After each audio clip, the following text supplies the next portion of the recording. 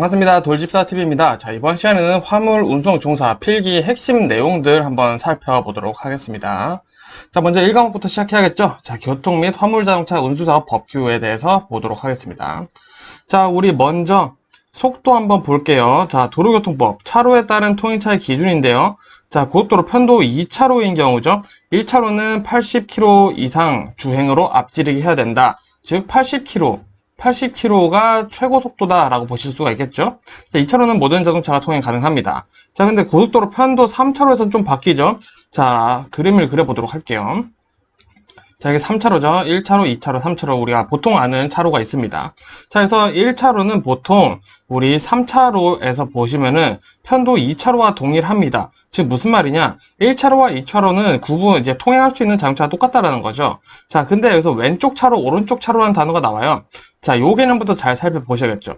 자, 3차선인 경우에는 이 2차선이 1차로 옆에 차로 있는 왼쪽 차로가 됩니다. 자, 즉 1차로를 제외한 가장 왼쪽에 있는 차로를 우리는 왼쪽 차로라고 얘기를 할 거고요. 나머지 1차로와 왼쪽 차로를 제외한 나머지를 오른쪽 차로라고 할 겁니다. 자, 3차로 이상이니까 4차로인 경우도 있겠죠. 자, 그럼 3차로, 4차로가 오른쪽 차로가 된다 보시면 될 것 같습니다. 자, 그러면은 왼쪽 차로는 1차로와 동일하죠. 그래서 승용차, 승합차가 다니고요. 오른쪽 차로부터는 덩치 큰 친구들이 다녀주셔야겠죠. 자, 화물자동차, 특수자동차, 건설기계, 대형 승합차들은 이제 오른쪽 차로로 다녀주셔야 된다 보시면 되겠고요. 자, 고속도로 외의 도로라고 하면은 이제 보통 우리가 국도나 일반 도로를 떠올려 주시면 되고요. 화물자동차, 특수자동차, 건설기계 등은 오른쪽으로 다녀주셔야겠죠. 자, 그러면 이제 또 1과목에 나오는 용어들 한번 보도록 하겠습니다. 자, 우리 주차라는 것은 운전자가 승객을 기다리거나 화물 싣기, 차의 고장, 이런 식으로 되어 있는데, 핵심이 뭐냐? 운전자가 차에 부재해서 운전할 수가 없는 상태를 우린 주차라고 얘기를 합니다. 자, 우리는 주차 혹은 정차가 있죠? 정차는 5분을 초과하지 않고 차를 정차시키는 거예요. 즉, 누군가의 요청이 있을 때 운전을 할 수 있는 상태가 바로 정차라고 보시면 되겠고요. 자, 앞지르기, 운전자가 앞서가는 다른 차의 옆을 지나서 가는 거죠. 자, 앞지르기 어디로 하죠? 왼쪽으로 하죠. 이거 알아두시고요. 자, 서행, 운전자가 차를 즉시 정지시킬 속도로 느린 속도로 가는 게 서행이고요. 고속도로는 자동차의 고속 운행에만 사용하기 위해 지정된 도로. 자, 횡단보도, 보행자가 도로를 횡단할 수 있도록 나와 있는 곳. 일시정지는 차 또는 노면 전차의 바퀴를 일시적으로 정지시키는 것이다. 자, 일시적으로 정지시키는 것이기 때문에 완전 정지랑은 다릅니다. 자, 완전 정지를 한다 함은 주차의 의미가 되겠죠. 주차의 뉘앙스를 가지고 있는 게 완전 정지라면 일시 정지는 우리가 언제든지 출발할 수 있는 정차의 느낌을 가지고 있다 보시면 되겠습니다. 자, 좀 더 보도록 해야겠죠. 자, 도로교통법에 따르면 경찰청장이죠. 교통의 안전과 원활 소통을 위해 차의 운전자에게 승차 인원, 적재, 중량, 용량 등을 제한할 수 있다. 즉, 승차 인원, 적재, 중량, 용량을 제한하는 사람은 누구다? 지방경찰청장이다. 외워주시면 되겠고요. 자, 적재 기준 상당히 중요합니다. 보도록 할게요. 자, 화물자동차, 자동차, 이륜자동차 등의 적재 기준. 자, 화물이 아무래도 시험에 자주 나오겠죠? 그래서 화물을 보도록 하겠습니다. 우리는. 자, 먼저 길이는 자동차 길이의 10분의 1. 즉, 자동차가 10m라면 길이 적재는 11m까지 가능하다는 거죠. 자, 이륜차는 적재 길이 플러스 30cm고요. 너비는 백미러, 후사경으로 뒤를 확인할 수만 있으면 된다 되어 있고요. 높이는 화물자동차는 지상으로부터 4m 되어 있죠. 자, 대신 안전하다, 안전 적합 판정을 받은 경우에는 4.2m까지 가능하다 같이 외워두시면 되겠습니다.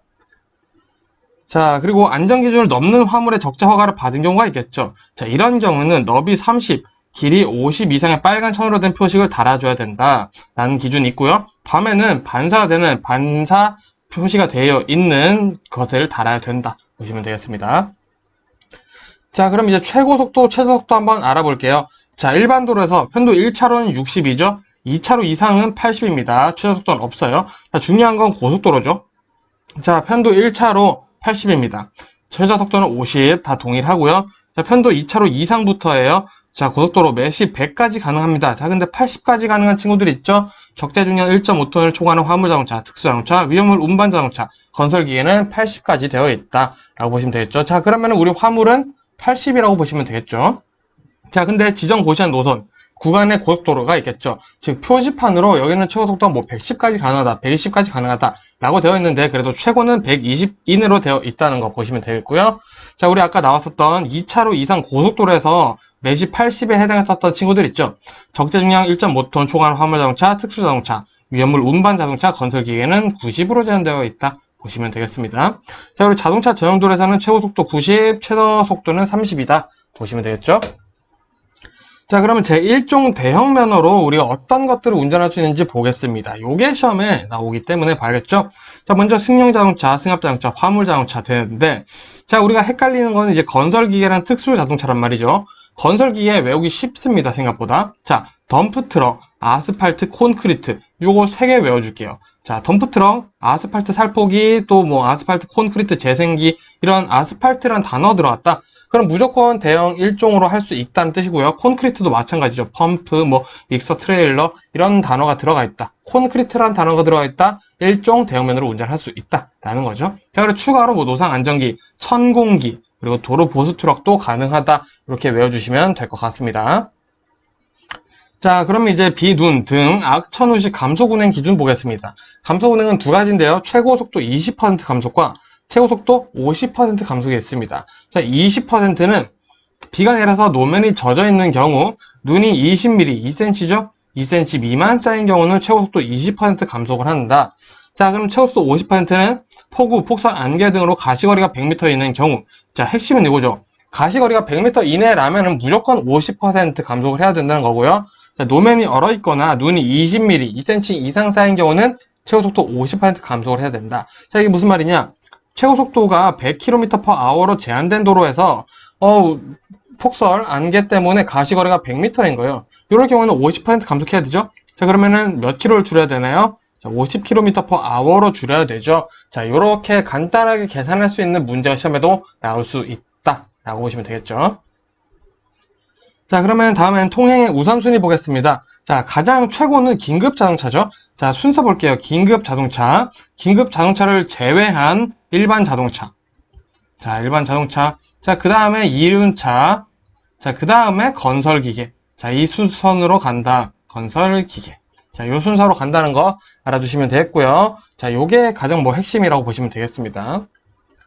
자, 자동차 운전에 필요한 신체 기준 보도록 할게요. 시력이 시험에 제일 많이 나옵니다. 1종 운전면허와 2종 운전면허로 나눠지는데요. 1종 운전면허가 좀 더 빡셉니다. 자, 두 눈을 동시에 뜬 시력이 0.8. 자, 두 눈은 각각 0.5 이상 넘어야 된다. 꽈락은 0.5라는 거죠. 자, 다만 한쪽 눈을 보지 못하시는 분이라면, 자, 다른 쪽이 0.8 이상이고 수평 시야가 120도. 수평, 자, 이거 죄송합니다. 수직 시야인데, 자, 수직 시야가 20도 이상, 중심 시야는 20도 내에 암점 또는 반명이 없어야 된다라는 기준, 이 숫자들 잘 외워주시고요. 이종 운전면허는 간단해요. 두 눈 시력이 0.5 이상이면 되고요. 한쪽 눈을 못 보신다면은 다른 쪽이 0.6 이상이면 된다라는 거 외워두시면 되겠죠. 자, 이어서 간단하게 교통사고 벌점 기준 볼게요. 사망 1명당 90점, 중상은 15점, 정상은 5점, 부상은 1명당 2점이다. 라고 해서 요 점수, 벌점 점수 간단하게 외워주시면 되겠죠. 뭐 더 설명드릴 건 없네요. 자, 요번에 자동차 정비 보겠습니다. 자, 먼저 기본적으로 자동차의 운전자, 정비사는 정비되어 있지 않은 자동차를 운전이나 운전을 시켜서는 안 된다. 라는 내용이 시험 문제에 나오고 있고요. 자, 운송사업용 자동차, 화물차는 다음 사항에 해당해서는 안 된다. 자, 뭘 하면 안 된다는 거죠? 첫 번째, 승차 거부. 그리고 운행 기록계를 목적대로 사용하지 않는 경우, 운행 기록계 미설치나 고장으로 사용되지 않는 자동차 운행. 즉, 이 화물차나 운송사업용 자동차는 운행 기록계를 절대 마음대로 건들면 안 된다는 거죠. 그리고 승차 거부는 당연히 해서는 안 되겠죠. 자, 그 다음 보겠습니다. 교통안전표지의 종류 5가지 외워보겠습니다. 주규지 번호. 주규지 번호 외울게요. 자, 주규지 번호, 주규지 번호. 교통안전표지의 종류 5개보다 주규지 번호. 이렇게 해서 앞글자 따서 꼭 외워두세요. 자, 그리고 진로 양보 의무가 있는데 이거는 너무 당연한 얘기입니다. 자, 운전자는 뒤에서 따라오는 차보다 느린 속도로 가르는 경우 도로의 우측 가장자리를 피하여 진로를 양보한다. 자, 왜? 앞지르기는 어디로 하죠? 왼쪽으로 가죠? 그래서 뒤에 있는 차가 앞지르기 할 수 있게 오른쪽으로 양보를 하면은 뒤에 있는 차가 앞지르기를 왼쪽으로 할 수 있게끔 도와준다 라는 거고요.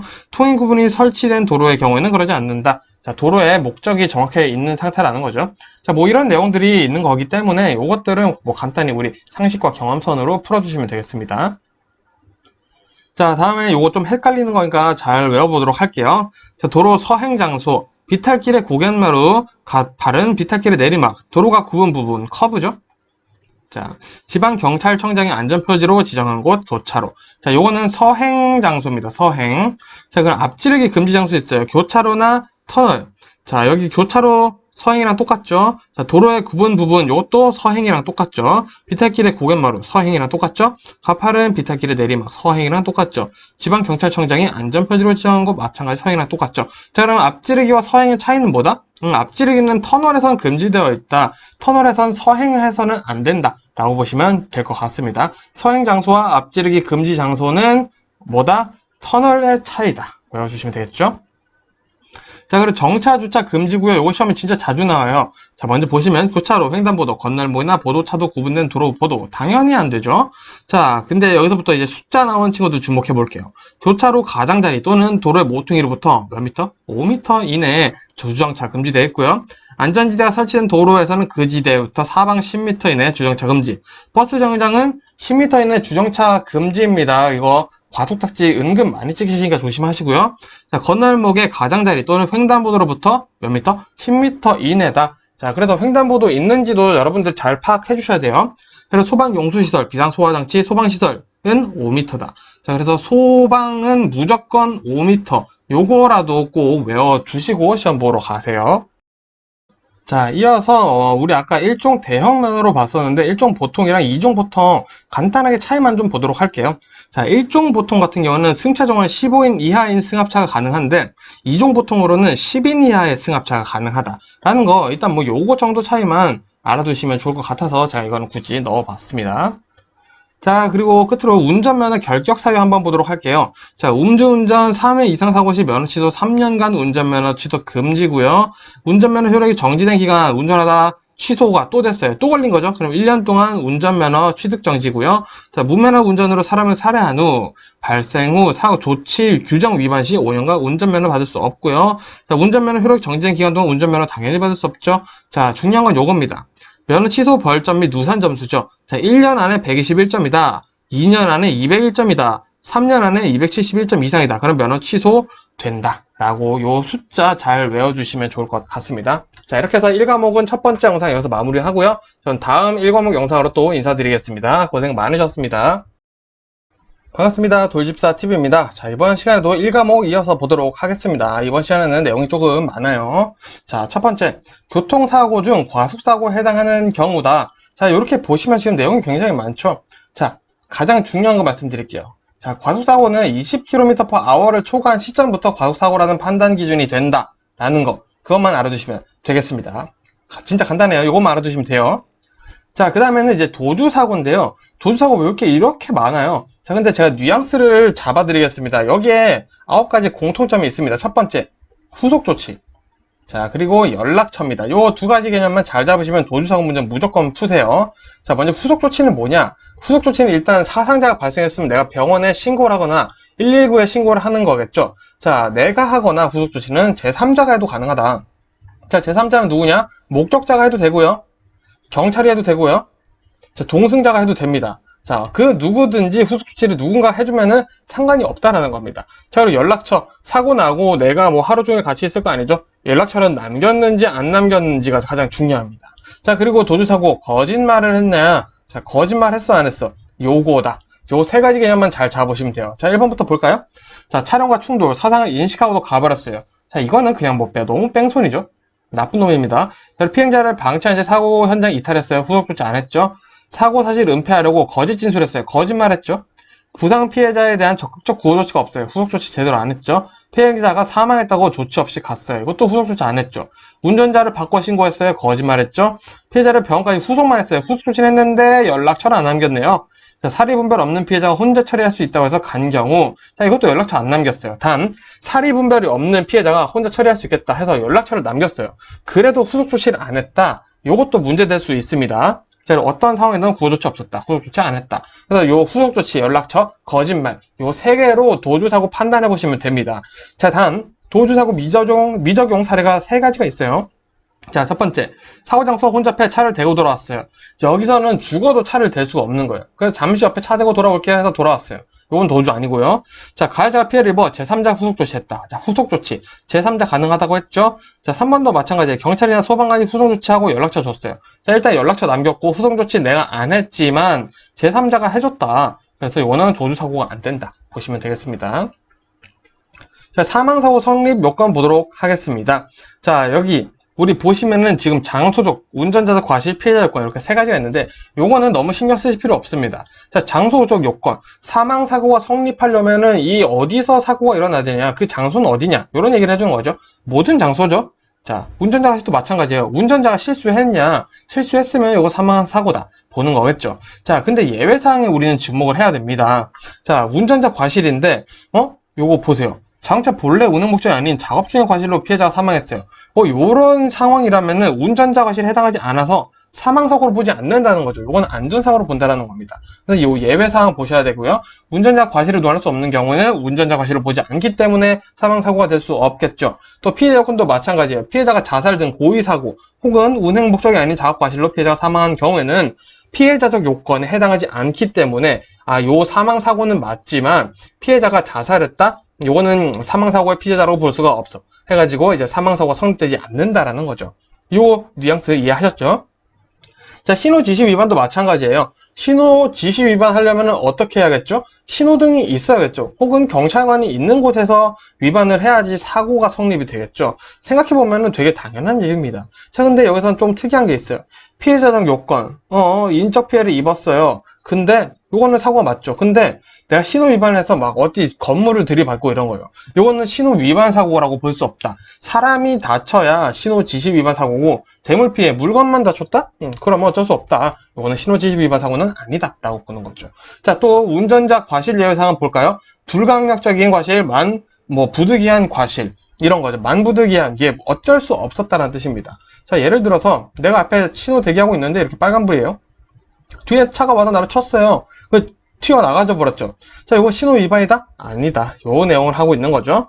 자, 중앙선 침범도 마찬가지예요. 자, 대물 피해만 입은 경우에는 피해자로 보지 않고요. 자, 신호 위반 차량에 충돌되어서 피해를 입었다. 이것도 마찬가지죠. 불가항력적이라는 얘기를 하고 있는 겁니다. 그래서 내가 불가항력적으로 내 의지가 아닌 상태에서 중앙선을 침범했다? 이거는 중앙선 침범 사고라고 보지 않는다. 라는 내용을 잘 잡아두시면 되겠죠? 자, 과속사고 아까 20km 말씀드렸죠. 더 볼 게 없어요. 자, 그럼 이제 화물자동차 구분 한번 보도록 하겠습니다. 자, 우리 일반 화물자동차 하면은 일반형, 보통 화물 운송, 덤프형, 이제 우리 덤프트럭 있죠? 이렇게 윙 해가지고 여기로 막 물건 쏟는 거. 자, 덤프트럭이죠? 배념, 지붕에 덮개가 있어요. 자, 특수용도형, 청소차, 살수차, 소방차, 냉장, 냉동차, 곡물, 사료, 운반차가 특수자동차 용도형인데, 자, 문제는 특수자동차랑 용도형이랑 많이 헷갈리더라 이겁니다. 자, 특수자동차만 확실하게 외워놓을게요. 견인차, 군안차, 특수용도차. 요 세 가지밖에 없겠죠. 자, 특수용도차는 뭐가 있다? 고소작업차, 고가 사다리 소방차, 고가 크레인, 오가 크레인. 자, 이런 거 딱 봐도, 야, 이거 이름 너무 특이한데? 이런 친구들 있죠. 그럼 특수용도형. 특수용도형은 특수자동차에 들어간다. 라고 보시면 되겠죠. 자, 그래서 여기 특수용도형이라고 되어 있는데, 지금 여기서는 화물 자동차의 특수용도형을 얘기를 하는 거고요. 특수자동차에도 특수용도형이 있는 겁니다. 이거 헷갈리시면 안 돼요. 자, 화물자동차 운송사 운임 및 요금사항 신고 보겠습니다. 자, 뭐 신고해야 되냐? 원가계산서, 운임 요금표, 운임 및 요금의 신고 대비표. 자, 요거는 요금이 변경되는 경우 신고를 해줘야 된다. 보시면 되겠고요. 자, 이렇게 운송사업자는 운임 및 요금을 미리 정해요. 누구? 국토교통부 장관에게 신고해야 된다. 자, 요거 누구한테 신고하는지 알아주셔야겠죠? 국토교통부 장관에게 운임 및 요금을 신고한다. 보시면 되겠죠? 자, 또 법규가 좀 더 있죠. 화물자동차 운수사업 법령에서 규정하는 운수종사자의 준수사항. 길어 보이죠? 생각해보면 간단한 거예요. 부당한 운임 요금 요구하면 안 되겠죠? 정당한 사유 없이 화물 운송 거부하면 안 됩니다. 사유가 있으면 되겠죠? 자, 정당한 사유 없이 화물을 중도에 하차시키면 당연히 안 되겠죠? 읽어보니까 너무 당연한 내용이죠? 자, 그리고 화물자동차 운송사업의 허가사항 변경 신고의 대상입니다. 이름이 벌써 길어요. 자, 근데 요거 시험에 은근 자주 나와요. 상호 변경, 대표자 변경, 화물 취급소의 설치 또는 폐지, 화물 자동차 대표차, 주사무소 영업 및 화물 취급소에 이전하는 경우에는 뭐다? 허가사항 변경 신고다. 허가를 받아야 되는 사항들인데 요거 제가 변경을 합니다. 그래서 요거는 제가 신고드려요. 요 얘기를 하고 있다는 거죠. 자, 또 이어서 볼게요. 자가용 화물차를 사업용 화물자동차로 변경하고 싶어요. 누구한테 신고한다? 시도지사에게 신고한다. 자, 자가용 화물자동차를 그럼 허가를 가능한 사유가 있겠죠. 누구나 할 수 있는 건 아니에요. 자, 근데 요것 중에서도 이제 상황을 보자. 이런 겁니다. 자, 천재지변 같은 비상사태, 사업용 화물차나 철도 등 화물 운송수단이 불가용한 경우, 전쟁, 전시 뭐 이렇게 될 수 있겠죠? 자, 영농조합법인이 그 사업을 위하여 화물장차를 직접 소유 운영한 경우, 영농조합법인은 자가용 화물차로 사업을 해도 되는구나 보시면 되겠죠? 자, 자가용 화물자동차 사용의 제한 또는 금지 보겠습니다. 자, 자가용 화물자동차 사용하여 운송사업을 경영한 경우, 자, 단 여기 위에 세 가지에 해당한다면 상관이 없다는 거고요. 유상 운송 허가 사유에 해당되는 경우이지만 화물 자동차를 유상으로 운송에 제공하거나 임대한 경우. 자, 이거 무슨 말이냐? 자, 아까 영농조합법인이 화물 자동차를 소유하거나 운영하는 건 상관없댔죠. 근데 이 영농조합법인이 우리는 되니까 너희는 안 되잖아. 대신 우리 거 빌려줄게. 돈 좀 줘. 이런 식으로 하면은 안 된다라. 이런 내용이 되겠습니다. 자, 그럼 화물의 기준 보겠습니다. 폭발성, 인화성, 부식성, 혐오감을 주는 동물, 악취가 수산물, 화주 한 명당 화물 중에 20kg 이상이거나 용적이 4만 세제곱미터인 거, 합판, 강목 등 건축기자재, 기계, 기구류품, 공산품. 자, 읽어보면 간단한 거죠. 몇 번 읽어보시면 됩니다. 자, 그리고 운송약관. 운송사업자는 운송약관을 신고하고자 할 때는 운송약관 신고서를 관할 관청에 제출해야 한다. 자, 운송사업자는 운송약관을 정해 국토교통부 장관에 신고해야 된다. 자, 즉 운송사업자는 운송약관을 이제 정해서 관할 관청에 제출하는데 그걸 누가 신고받는다? 국토교통부 장관의 신고를 받는다라는 거죠. 자, 그리고 이 운송약관에는 손해배상 및 면책에 관한 사항이 기재되어 있어야 된다라는 내용 연결해서 외워보시면 되겠죠. 자, 이어서 벌금 볼 건데요. 내용이 좀 많죠. 자, 2년 이하의 징역 또는 2천만 원 이하의 벌금 요약 한번 해보겠습니다. 자, 허가를 안 받거나 부정하게 받은 화물 자동차 이렇게 동일한데 운송사업 경영자, 운선 주선사업 경영자, 운송 가맹사업 경영자, 즉 허가를 안 받거나 부정하게 받은 운송사업은 뭐든 2년 이하의 징역, 2천만 원 이하 벌금 나온다라는 거죠. 그리고 자가용 화물차를 유상으로 화물 운송용에 제공하거나 임대한 자, 우리 전 영상에서 봤었죠. 자, 요거 2년 이하 징역 2천만 원 이하 벌금이다 보시면 되겠고요. 자, 마찬가지 자동차 관리 사업자의 금품을 주고받은 운송사업자, 운수종사자, 비리를 저지르면 이렇게 된다는 거죠. 자, 그리고 규정을 위반하여 사업을 양도한 자, 명의 이용 금지 의무를 위반한 자. 자, 보통 2천만 원 이렇게 큰 녀석들은 사업과 조금 관련이 되어 있더라. 그리고 비리 저지르면은 벌금 세다. 요 뉘앙스 잡아주시면 되겠죠.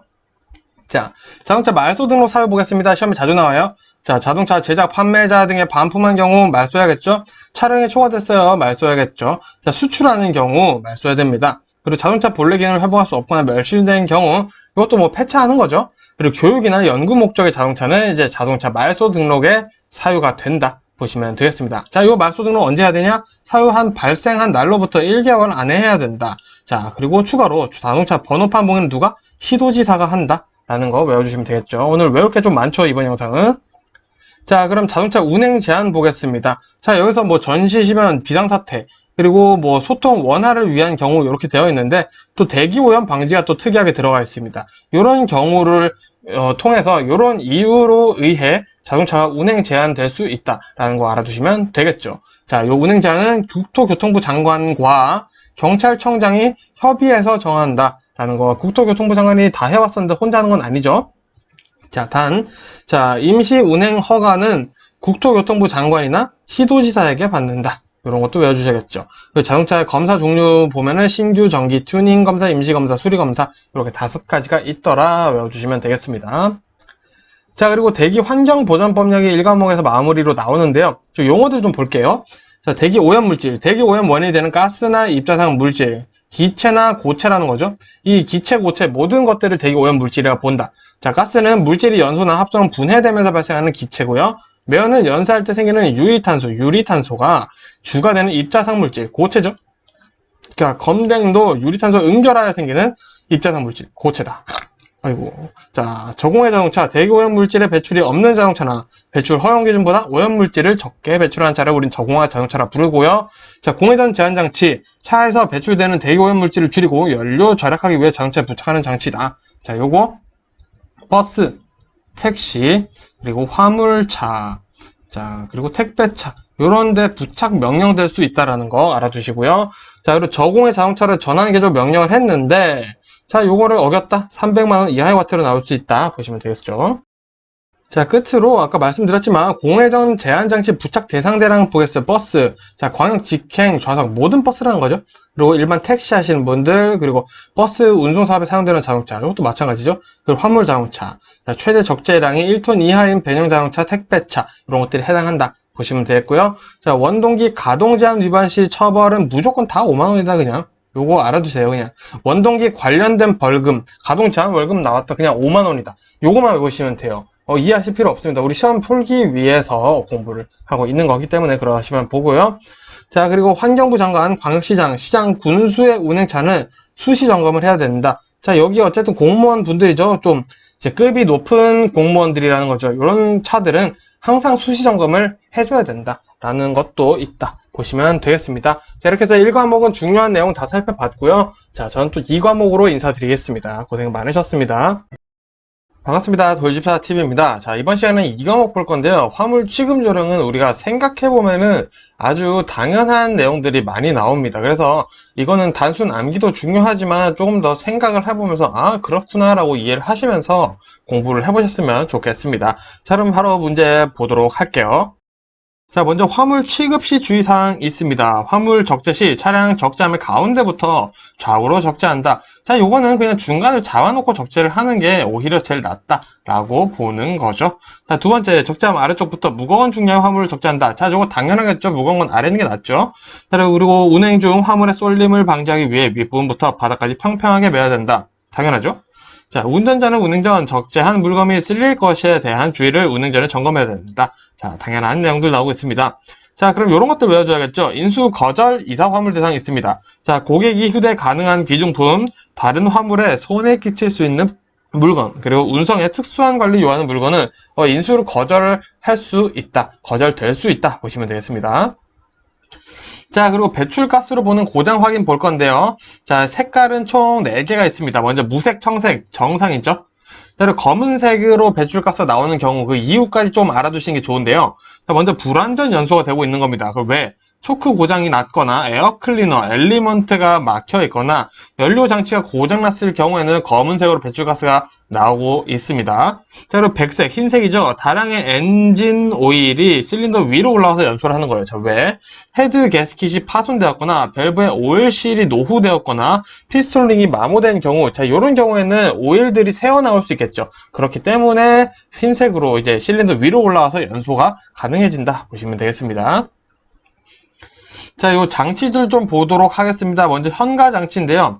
완충 장치, 우리 전문 용어로 쇼바라고도 하죠.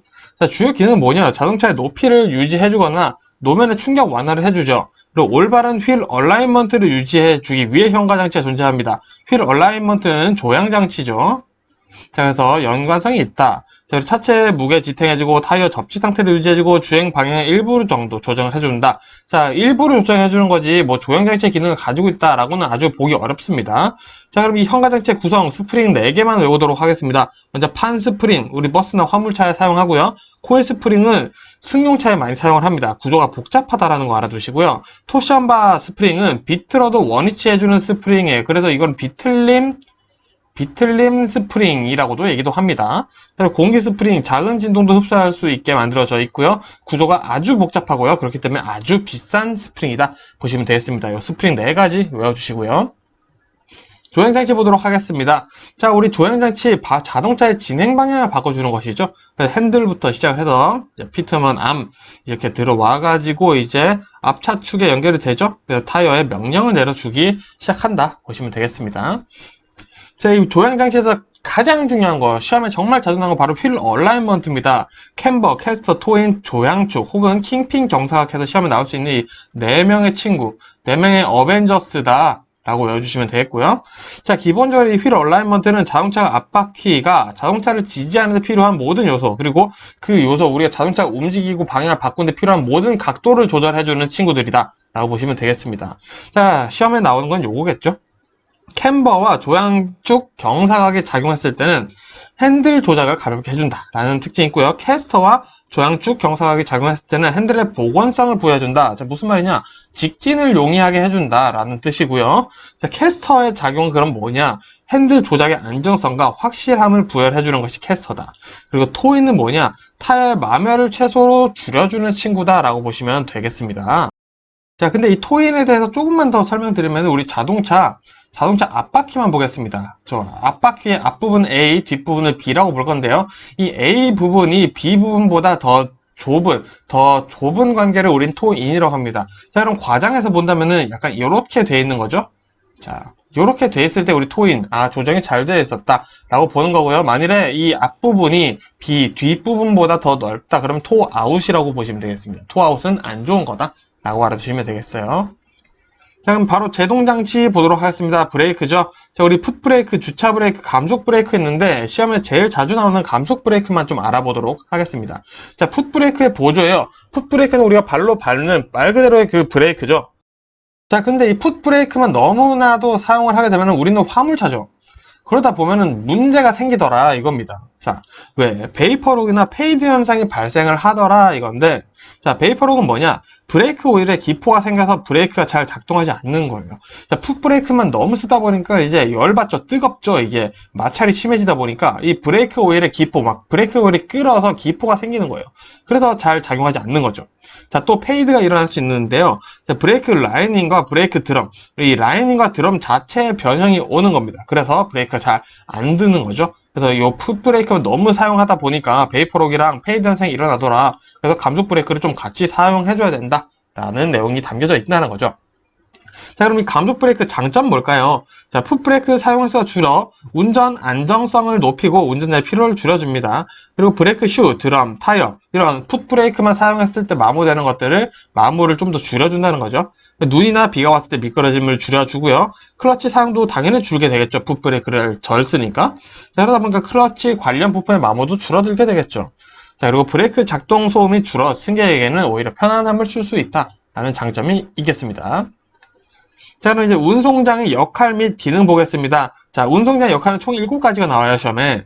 자, 먼저 계약서, 그리고 화물 인수증, 운송요금의 영수증, 그리고 배달했다라는 증명, 행성지 분류 정보 제공, 그리고 수입금 관리 자료. 왜? 요거는 영수증 역할을 하니까 그럴 수 있겠죠?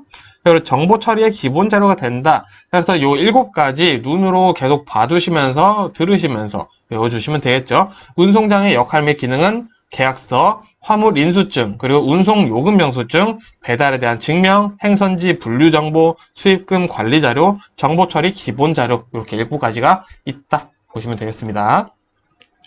자, 그리고 택배 약관 한번 보도록 하겠습니다. 자, 사업자는 고객이 운송장에 필요한 사항을 기재하지 않은 경우 배송을 거절할 수 있다. 당연하죠. 이건 배송할 수가 없죠. 그리고 사업자는 운송장에 인도 예정일이 기재되어 있는 경우 그 기재된 날까지 운송 인도하여야 한다. 이것도 당연하죠. 자, 그리고 사업자는 운송물의 인도 시 수화인으로부터 인도 확인을 받아야 한다. 사업자는 천재지면 기타 불가항력적인 사유로 발생한 운송물의 멸실이나 훼손, 연착에 대해서는 손해배상을 지지 않는다 라고 되어 있다는 거 알아두시면 되겠습니다. 자, 운송장에 대해서 조금 더 알아보도록 하겠습니다. 운송장의 형태는 기본형, 보조형, 스티커형 요 3가지가 있고요. 이거 외워두셔야겠죠? 운송장은 정중앙 상단에 부착한다 되어 있습니다.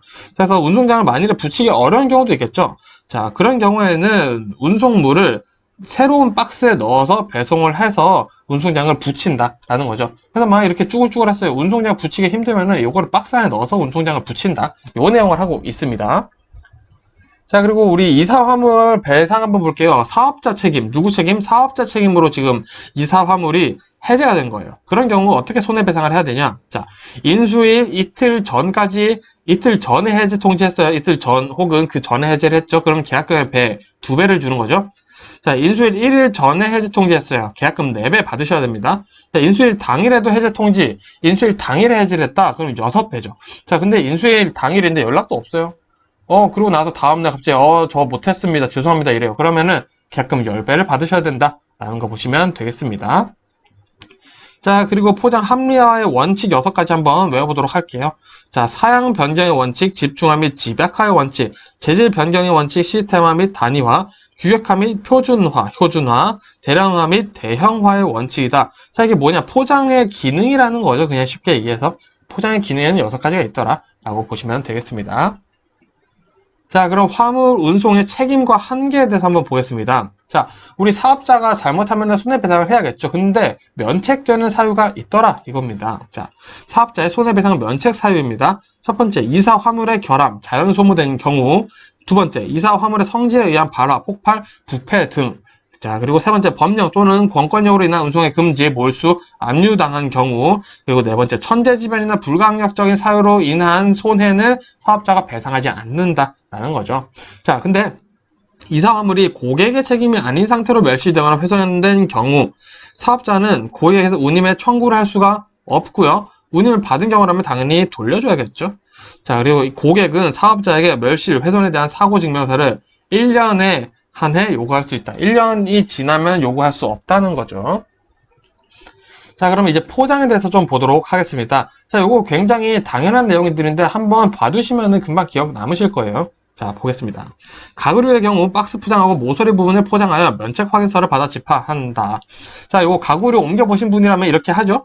자, 그리고 박스 손상으로 인한 내용물의 유실 또는 파손 가능성이 있을 시 포장을 강화한다. 혹은 인수 거절이 될 수도 있습니다. 이런 경우에는. 자, 그리고 비나 눈이 올 때는 비닐 포장 후 박스 포장을 원칙으로 한다. 그리고 서류 등 부피가 작은 물품엔 작은 박스에 넣어 포장을 집하한다. 자, 이런 거, 뭐 볼트, 너트 이런 굴러다니기 쉬운 것들은 따로 포장을 해서 집하한다라는 내용인 거죠. 자, 그럼 포장의 개념을 보면 크게 3가지로 나눌 수 있습니다. 자, 개장, 내장, 외장이 있는데요. 간장, 게장 아니고요. 자, 죄송합니다. 보자. 물품을 개개, 개장이니까 개개 하나하나 하는 거죠. 각각 포장하는 것으로 낱개 포장이라고 합니다. 자, 내장, 안을 포장하는 거죠. 내부의 수준, 습기, 충격 등을 방지하기 위해 하는 내부 포장이고요. 자, 외장은 겉을 싸는 겁니다. 겉을 단단하게 싸는 거예요. 상자, 포대, 나무 등의 물품을 넣거나 결속한 상태 혹은 그런 외부 포장들을 모두 얘기를 하는 것을 외장이다 라고 하고 있습니다. 자, 이어서 화인 보겠습니다. 자, 화인이라는 뭐냐?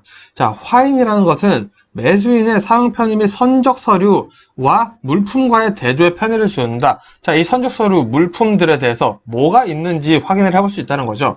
그래서 이런 화인이 부정확하다 보면은 통관 시, 왜 선적 서류니까 해외에서 오는 게 있겠죠. 배를 타고 온다는 거죠. 자, 통관 시 문제가 발생할 손실이 생긴다는 거죠. 자, 그리고 또 화인이 부정확하면 하역차고, 인도차고, 혹은 불차까지 발생할 수 있다라고 보시면 되겠습니다. 그래서 화인은 선박, 선적에서 이루어지는 것이다. 일단 이 개념 일단 먼저 잡아두시고 외워주세요. 자, 이 화인에는 4가지 표시가 들어갑니다. 먼저 주표시, 주표시는 회사의 상호가 들어가고요. 수량 표시는 자, 단일 포장이 아닌 포장 수량 가운데 몇 번째인지 표시다. 무슨 말이냐? 자, 총 우리가 10개가 들어있는데 자, 그 안에 박스를 들어보니까 여기가 2라고 써 있는 거예요. 그러면은 여기 안에 2개가 있다는 게 아니라 10개 중에 2번째 상품입니다 라고 얘기를 하는 것이 이제 수량 표시의 개념이다. 화인에서의 수량 표시의 개념이다 보시면 되겠고요. 자, 주의 표시 말 그대로 주의 사항을 표시해 놓는 거겠죠. 자, 그리고 목적지 표시. 자, 시험에는 뭐가 나오냐? 당연히 독착지명이 써있겠죠. 독착지명이 가장 크게 써있고요. 경유지가 있을 수 있겠죠. 경유지가 있다면 작게 표시해 놓는다. 경유지가 크게 써놓는다. 요건 틀린 내용이다 라고 보시면 되겠습니다. 자, 그리고 이제 박스 포장, 우리 외장을 할 때 골판지, 그리고 나무 상자 있는데 특징 한번 보고 마무리 하겠습니다. 자, 먼저 골판지는 대량 주문 처리하기가 용이하다고 되어 있어요. 자, 가볍고 체적이 작아 보관이 용이해 물류비가 절감된다. 왜? 우리 평소에 골판지 안 쓸 때는 접어놓을 수 있겠죠? 그리고 포장 작업이 용이하고 기계화 작업이 가능하다. 대량 생산품의 포장이 용이하다. 라는 장점이 골판지라면 나무 상자는 우리가 딱 봐도 단단하죠. 자, 재료 확보가 용이하고 조립이 쉽다. 자, 솔직히 골판지가 좀 더 쉬운 편인데 나무 상자는 이제 그 단단한 보관에 비해서 조립이 쉽다. 뭐 철제 이런 것들 비해서 조립이 쉽다. 라는 얘기를 하고 있는 거고요. 재활용하기에 좋다. 야, 나무 상자는 재활용 많이 하죠. 그리고 강도 있는 보호성으로 기중품, 중량물 등을 적재하기에는 역시 나무 상자만한 게 없더라 라는 얘기를 하고 있다는 겁니다. 자, 그래서 이 과목은 일단 첫 번째 영상 저희 여기서 마무리하고요. 두 번째 영상으로 또 인사드리도록 하겠습니다. 고생 많으셨습니다. 돌집사TV입니다. 자, 이어서 이 과목 영상 계속 보도록 하겠습니다. 자, 빈출 차량, 먼저 시험에 자주 나오는 빈출 차량 4가지만 좀 보고 넘어갈게요. 자, 먼저 카고 트럭입니다. 우리 뭐 배틀그라운드라는 게임에도 자주 나오죠. 이제 하대에 간단히 접을 수 있는 문짝을 단 차량이다 보시면 되겠습니다. 트럭에 이렇게 간단히 이렇게 접을 수 있는 옆부분이 이제 이렇게 있으면 옆부분이 다 접히는 거죠. 여기 테두리들이. 자, 그림 좀 못 그리네요. 자, 전용 특장차. 적재함을 특수한 화물에 적합하도록 구조를 갖추거나 특수한 화물 작업이 가능하도록 기계장치를 부착한 차량이다. 자, 외워주시면 되겠고요. 시스템 차량, 트레일러 방식의 소형 트럭이다. 덤프트럭, 적재함 높이를 경사지게 하여 적재물을 중량에 의해 또닥 때리는 차량이다. 자, 뭐 이런 거 얘기하는 거죠. 이렇게 해서 정차 있으면 여기도 막 흙 이런 것들, 덤프트럭, 우리 볼보 트럭 이런 거 떠올려 주시면 되겠죠. 자, 그럼 이제 본격적으로 볼게요. 자, 화물 적재 작업 이어서 볼까요? 자, 볼트 같은 세밀한 물건을 상자에 넣어 적재한다. 우리 전 영상에서도 나왔던 내용이죠. 자, 작업 전 적재한 바닥 체크, 낙히물이 없는지 다 확인한다. 너무 당연한 얘기. 화물 결박은 중요한 작업이므로 신경 써서 작업한다. 당연한 얘기. 적재함 난간에서 적재하면 안 되겠죠, 당연히. 밧줄 결박 시 밧줄이 끊어질 것을 대비해 안전한 자세를 취한다. 당연하죠. 운반하는 물건이 시야를 가리지 않게 한다. 당연하죠. 적재 후 밴딩끈을 사용하여 결박키 견고하게 묶였는지 항상 점검한다. 당연하죠. 컨베이어 위에 올라가서 안전 작업을 해서는 안 된다. 당연하죠. 자, 그래서 우리가 공부하다 보면은 이렇게 읽어봤을 때 너무나도 당연한 내용이 나오잖아 라는 거는 굳이 외워주실 필요가 없겠죠. 그리고 항상 중요한 건 안전은 정말 중요하게 생각하는구나. 안전을 강조하고 이렇게 아무리 강조해도 안전은 정말 중요하구나. 안전을 강조하는 거는 맞는 말이구나 라고 알아두시면 되겠죠. 자, 화물 운반 작업도 마찬가지예요. 물품을 들 때는 허리를 펴고 들어야 된다. 자, 무거운 물건은 하체로 드는 거죠. 자, 가능한 물건은 신체에 붙여서 든다. 시야를 가리는 물품은 계단이나 사다리를 이용하여 운반하지 않는다. 자, 장착물, 구르기 쉬운 물건은 단독물을 피하고 중량물은 하역기계를 사용한다. 갈고리 있는 지대, 종이상자, 위험, 유해물에 사용해서는 안 된다. 화물은 가급적으로 세우지 않고 눕혀둔다. 자, 너무 당연한 내용들이 나오고 있어요. 자, 우리 충분히 삶의 경험과 상식으로 풀 수 있습니다. 자, 그리고 추가로 두뇌 작업이 필요한 작업은 사람이 직접 하는 게 낫겠죠. 자, 근데 지속적이고 단순하고 운반량이 많은 거는 기계 작업으로 하는 게 낫겠죠. 자, 그래서 또 내가 직접 하는 것보다 기계 하는 게 더 난가? 이건 사람이 하는 게 더 난 작업인가? 이런 고민해보면은 이제 수작업, 기계 작업, 분류 문제가 나왔을 때 충분히 풀 수 있다는 겁니다.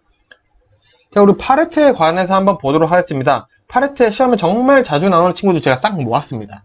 자, 볼게요. 자, 파레트 이렇게 우리가 물건을 쌓을 때 밑에 뭘 깔고 이렇게 위에 물건을 쌓죠? 자, 그게 밑에 까는 게 파레트죠, 우리. 자, 파레트 틈이 있을 수 있겠죠. 자, 파레트 틈 바구니는 여러 두께의 발포 스티판을 이용하여 없앤다. 자, 근데 시험 문제는 동일한 두께의 발포 스티판 뭐 이런 식으로 나와요. 근데 여러 두께의 발포 스티판을 이용해서 틈을 없앤다는 거 꼭 중요하고요. 또 틈은 에어백을 사용해서 없앨 수도 있어요. 파레트의 틈은 그럼 에어백이랑 여러 두께의 발포 스티판을 이용해서 없앨 수 있구나 알 수 있겠죠.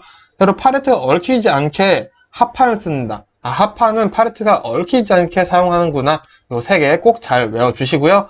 자, 이 파레트 이제 방식, 파레트 적재 방식 보도록 할게요. 밴드 걸기 방식입니다. 말 그대로 밴드를 거는 거예요. 파레트 위에 쌓여있는 물건에. 자, 요거는 파레트가 붕괴 방지되는 것을 위해서 사용되고 있고요. 주연 어프 방식은 파레트의 가장자리를 높게 해서 화물이 안쪽으로 쏠리게 하는 거예요. 자, 이렇게 파레트가 있으면 물건들이 이렇게 있죠. 자, 이 바깥쪽에 있는 물건들을 다 안쪽으로 쏠리게 하면은 가운데 있는 친구가 하중은 받겠지만 자, 좀 더 안전할 수 있다 보였죠. 좌우로 차가 흔들리더라도 안전하게 쌓여있을 수 있다. 요게 주연 어프 방식이고요. 자, 풀 붙이기 접착 방식. 파레트에 말 그대로 물건을 붙이는 거예요. 근데 안전하겠죠. 단점이 있어요. 요거 뗄 때 조심해야겠죠, 당연히. 자, 슈링크 방식은 열 수축식 플라스틱 필름을 씌워서 슈링크 터널을 통과시켜서 열을 가해 파레트와 밀착시킨다. 무슨 말이냐? 자, 터널이 있어요. 자, 이렇게 있습니다. 자, 이게 파레트와 물건이 이렇게 지나가면은 여기 필름이 씌워져 있는데 여기 뜨거운 열을 쏴주는 이제 터널을 지나가서 이 씌워놨던 필름이 꽉 잡아주는 거죠. 파레트와 적재물을 꽉 잡아줘서 고정을 시켜주는 게 슈링크 방식이다. 보시면 되겠습니다. 자, 컨테이너에 관한 문제들을 좀 볼까요? 자, 이 컨테이너 적재를 할 때 확인해야 되는 것들이죠. 자, 손해 여부, 그리고 봉의 번호를 체크하고 배착에 통보한다. 이상 있다 없다 통보해주는 거죠. 그리고 상차 후에는 도착 장소와 도착 시간을 체크한다. 자, 이 체크한다라는 게 상당히 중요해요. 자, 상차 전에 이 도착 장소와 도착 시간을 먼저 배차기한테 통보를 받습니다. 자, 그리고 상차 다 했어요. 그리고 한 번 더 체크한다. 두 번째 확인한다라는 내용이죠. 두 번째. 이 체크라는 것은 두 번째 확인한다라는 겁니다. 상차 전에도 확인하고 상차 후에도 확인한다는 거죠. 상차 전에는 배차 지시를 받는 게 중요하고요. 자, 상차 전에 상차지와 도착 시간, 도착 장소 통보를 받겠죠. 그래서 상차 후에 체크를 하는 거겠죠. 상차 전에 배차계로부터 컨테이너 중량도 같이 통보를 받는다. 알아두시면 되겠습니다. 자, 그리고 이 컨테이너 운송을 보시면은 대단히 투자가 있어야 돼요. 자, 무슨 말이냐? 아, 돈이 많이 든다는 거예요. 돈. 자, 굉장히 고도라는 거죠. 그래서 고도의 전문 지식과 기술이 있어야 되고요. 컨테이너 하역 시설이 있는 항구만 당연히 입항해야겠죠. 아니면 물건 내릴 수가 없겠죠. 자, 이어서 컨테이너 용어 및 운송 방법 보겠습니다. 자, 피기백. 우리 피그 하면 돼지잖아요. 서부 영화 보다 보면은 이 돼지, 소 이런 가축들을 열차로 옮기는 걸 볼 수가 있습니다. 자, 그래서 컨테이너를 열차에 적재하는 방법이에요. 물론 피기백이랑 스펠은 다른데 이렇게 외우라고 말씀드리는 거고요. 자, 버디. 우리 옛날에 버디라는 메신저가 있었죠. 근데 날개가 달려있어요. 버디는 날아간다. 약간 날아가는 느낌인 거죠. 그래서 컨테이너, 항공, 비행기, 날아가는 항공에 적재하는 운송 방법이다. 피시백. 우리 피시 물고기죠. 자, 그래서 선박에 적재하는 물고기를 잡으려면 배 타고 나가야 되죠. 자, 물론 그 피시와 물고기 피시 스펠은 다릅니다. 자, 그리고 나오는 게 이제 행어 컨테이너, 뭐 이런 행어, 행잉이 달려있다, 달려있는 것이라는 뜻이에요. 그래서 일반 건어물 이런 것들 천장에 천장에 매달 수 있는 것들 행어 컨테이너라 한다. 그리고 플랫폼 컨테이너, 중량물이나 부피 큰 화물을 운송할 때 쓰고요. 천장 개방형 트라이 컨테이너, 자, 오픈탑이라고도 나올 수 있어요. 자, 컨테이너 일정으로 지붕이나 벽 등이 개방되어 있는 컨테이너다. 그래서 솔리드 벌크 컨테이너. 자, 벌크라는 게 포장을 하지 않았다는 뜻이죠. 그래서 우리 몰드, 소맥분, 사료, 흙, 뭐 이런 것들을 운송할 때 쓰는 컨테이너가 솔리드 벌크 컨테이너다. 보시면 되겠습니다. 자, 그리고 화물 인수 방법 보도록 하겠습니다. 이것도 사실은 당연한데 중요한 내용들만 볼게요. 자, 포장 및 운송장 기재 요령을 숙지하고 인수한다. 인수 지파 예약은 접수되는 기자에 누락해서는 안 된다. 지파 자재 품목 및 금지 품목은 그 취지를 알리고 정중히 거절한다. 인수 거절을 할 수 있다는 거죠. 그리고 제주도 및 도서 상간지역인 경우 운임의 변경을 수화인에게 알려주고 동의를 구한 뒤 인수한다. 자, 도서 상간지역, 제주도는 운임비가 더 붙죠. 요거를 꼭 말해주고 인수를 하라는 겁니다. 그리고 화물 인수증에 관한 시험 문제들이 좀 나와요. 자, 이 화물 인수증은 수령원이 누구인지 꼭 자필로 받아야 한다. 자필로 받아야 한다는 거 꼭 알아두시고요. 자, 같은 장소에 여러 화물이 배송될 수도 있겠죠. 그런 경우는 인수증에 실제 수령을 기재해줘야 되고요. 자, 근데 수령인과 수화인이 다른 거예요. 막상 물건을 보내러 갔더니 그런 경우, 수화인과 어떤 관계인지, 연락처는 몇인지 이런 거를 꼭 잘 해놔야지 분실사고가 일어나지 않는다는 겁니다. 자, 그럼 트레일러에 대해서 한번 또 보도록 하겠습니다. 자, 트레일러는 우리 앞에 이렇게 트럭이 화물차가 있으면 요 뒷부분을 트레일러라고 하는 거예요. 자, 앞부분을 우리는 트랙터라고 얘기를 합니다. 즉, 트랙터가 트레일러를 끌고 가는 거죠. 동력이 없고 모터 비클에 의해 견인되고 사람, 물품을 수송하는 목적으로 설계되어 도로를 주행하는 것을 트레일러라고 한다. 보시면 되겠고요. 먼저 폴 트레일러에 대해서 하나 말씀드릴게요. 자, 파이프나 H형강 이런 장척물들 있죠. 그런 거를 수송할 때는 뭐다? 폴 트레일러를 사용한다. 자, 근데 풀 트레일러라고 또 있어요. 자, 풀 트레일러다라고 또 있습니다. 폴 트레일러와 풀 트레일러는 엄연히 아주 다른 친구들입니다. 그래서 이거 꼭 알아두시고요. 우리는 폴 트레일러를 외울게요. 왜? 폴 트레일러를 내가 확실히 알고 있으면은 풀 트레일러에 대한 설명이 나왔을 때, 이거는 폴 트레일러가 아닌데? 라고 역으로 생각해서 풀 수 있기 때문에 두 개 다 외우는 것은 오히려 귀찮은 짓이다. 라고 말씀드리는 거죠. 자, 그리고 아지테이터는 그냥 우리 믹서차예요. 시멘트 골재 혼합해서 성능 반죽하는 거 있죠? 자, 믹서차, 아지테이터라고 한다. 굳이 그렇게 한다. 보시면 되겠고요. 자, 트레일러 구조에 따른 종류 좀 보도록 하겠습니다. 자, 평상식, 보통이라는 거죠. 보통 평상시라고 하는 겁니다. 평면에 하드를 갖춰 일반 화물이나 강제 등의 수송에 적합하다. 자, 저상식은 그런 무게중심이 낮은 거죠. 우리 저상식 버스와 비슷한 겁니다. 그래서 무게중심이 낮으면 무거운 거를 실어도 되겠죠? 그래서 불도저나 기중기 등 건설 장비 운반에 적합하죠. 중저상식은 저상식이랑 평상식 사이입니다. 그래서 대형 핫코일이나 중형 블록 화물 등 중량 화물에 적합하다 되어 있는데, 자, 이 중저상식이 시험 문제 나온다. 절대 혼자 안 나옵니다. 같이 나온 단어보다 핫코일이다. 혹은 코일. 핫코일 얘기 나왔다. 핫코일이라는 단어가 나왔다. 무조건 중저상식에 대한 설명이다. 고민할 필요도 없습니다. 요거는 무조건이에요. 자, 스켈레탈 트레일러. 자, 컨테이너 운송을 위해 만든 거고요. 벤 트레일러. 예, 벤 트럭이랑 똑같은 겁니다. 일반 자파 및 냉동 화물 등 이런 것들을 운반하는 데 쓰고요. 오픈 트레일러, 오픈 탑 트레일러. 자, 천장 개방형, 우리 아까 화물차 있었죠? 똑같습니다. 천장에 개구부가 있어서 되게 높은 물건, 높이가 높은 그런 것들을 실을 때 아주 좋겠죠. 저는 뭐 특수 용도 트레일러 보면 덤프 트레일러, 탱크 트레일러, 자동차 운반용 뭐 이런 것들이 특수 용도 트레일러에 속한다 보시면 되겠습니다. 자, 그리고 화물 취급 및 입출구 한번 볼 건데요. 이것도 사실 당연한 얘기예요. 자, 화물을 옮기거나 입출구하는데 바닥이 미끄럽거나 장애물이 없도록 당연히 해야겠죠. 자, 운반자의 시야 확보 당연하죠. 안전이 최우선시 된다. 이런 내용들은 무조건 안전이 최우선시 된다라는 거 꼭 잊지 마시고요. 자, 위험물, 독극물, 주유 취급 관련 당연히 조심해야겠죠. 자, 누수는 이런 것들은 회수 조치하고요. 주변 정리 후 취급을 하고요. 방호 수단을 구비하고 안전 조치에 각별히 신경 써야 된다라는 거 되어 있습니다. 자, 그래서 여기 요렇게 한번 제가 얘기를 해볼게요. 자, 독극물 운반을 해요. 자, 첫 번째. 자, 항상 안전 대비를 한다. 자, 두 번째. 항상 안전 조치를 한다. 자, 이 두 가지 중 뭐가 더 맞는 말일까요? 자, 둘 다 비슷해 보이지만 전혀 다릅니다. 첫 번째, 항상 안전 대비를 한다. 이거는 내가 언제든지 도망갈 수 있게, 피할 수 있게, 다치지 않게 해주라는 거죠. 자, 이것도 맞는 말입니다. 자, 근데 두 번째는 항상 안전 대비, 안전 조치를 할 수 있게 한다는 거죠. 즉, 독극물이 쏟아졌어요. 그건 나 몰라라 이렇게 쏟아지고 나서 도망가면은 더 큰 사상자가 발생할 수 있다는 거죠. 그래서 여기에 대해서 어느 정도 전문가로서 책임감을 가지고 이 독극물이 쏟아졌을 때 조치를 할 수 있는 도구들을 항상 가지고 있어야 된다라는 내용도 시험에 출제되고 있다라는 거 꼭 알아두시면 좋겠습니다.